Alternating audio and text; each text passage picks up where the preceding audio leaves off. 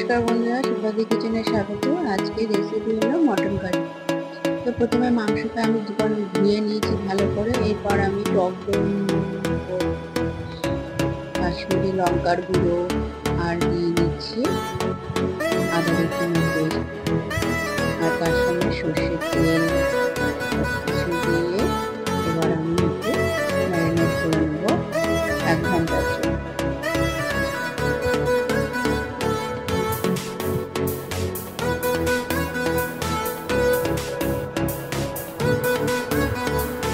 Marinate হয়ে গেছে, এবার আমি ঢেকে নিলাম।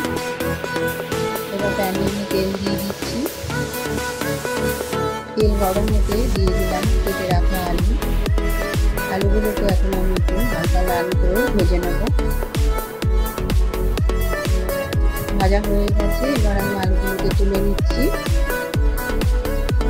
এবার ওই তেলের মধ্যেই দুটো তেজপাতা আর একটু 2-3টে শুকনো লঙ্কা একটু ভেজে নিচ্ছি, আর দিয়ে দিলাম গোটা গরম মশলা।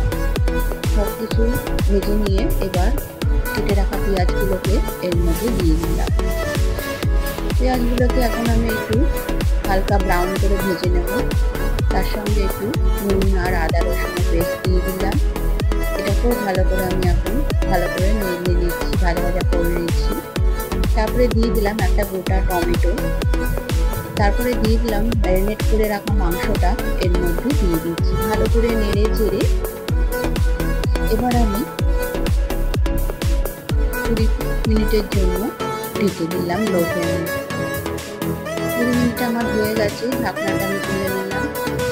ভেজে রাখা আলুগুলো এবার আমি এর মধ্যে দিয়ে দিচ্ছি, দিয়ে ভালো করে আমি কষিয়ে নিচ্ছি।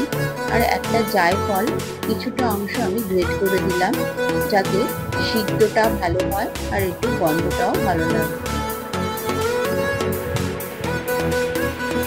কিছুটা নুনও দিয়ে দিলাম এর সাথে। ভালো করে কষিয়ে নিচ্ছি। কষিয়ে নেওয়ার পর এর মধ্যে আমি 1 কাপ জল অ্যাড করে দিলাম গ্রেভির জন্য।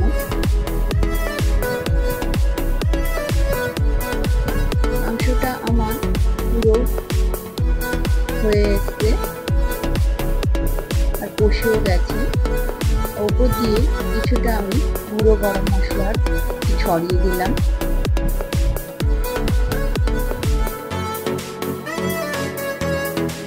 দেখুন আমার মাংসটা একদম রেডি হয়ে গেছে।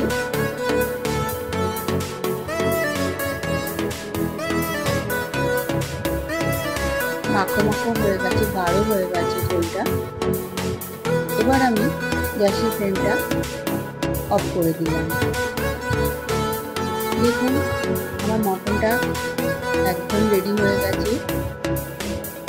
এবার আমি নামিয়ে সার্ভ করে নেব। এরকম গরম ভাতের সঙ্গে খেতে কিন্তু দারুণ লাগে মটন কষা। আপনারা এভাবে বাড়িতে বানিয়ে রান্না করে খাবেন, খেতে দারুণ লাগবে। ভিডিওটি ভালো লাগলে একটা লাইক, শেয়ার ও কমেন্ট করে দেবেন, সাবস্ক্রাইব করে দেবেন। তাহলে আজকের মতো আসি বন্ধুরা, নেক্সট ভিডিওতে দেখা হবে।